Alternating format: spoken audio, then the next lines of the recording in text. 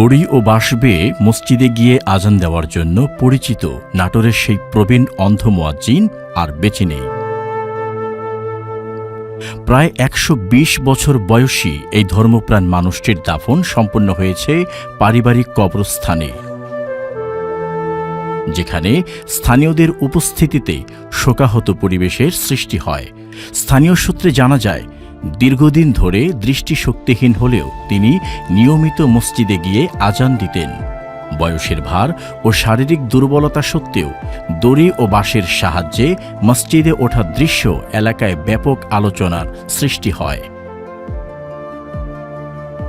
তার এই অদম্য ইচ্ছেশক্তি ও ধর্মীয় দায়িত্ববোধ তাকে সবার কাছে অনন্য মর্যাদায় অধিষ্ঠিত করে।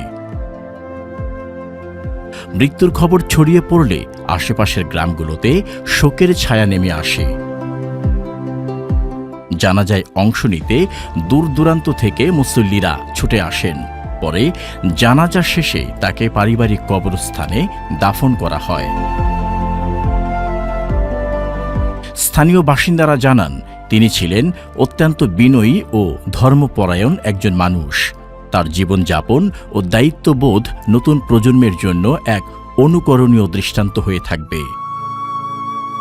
এলাকাবাসীর দাবি, তার এই অসাধারণ জীবন সংগ্রাম ও ধর্মীয় নিষ্ঠার গল্প সংরক্ষণ করা উচিত, যাতে ভবিষ্যৎ প্রজন্ম তার থেকে শিক্ষা নিতে পারে।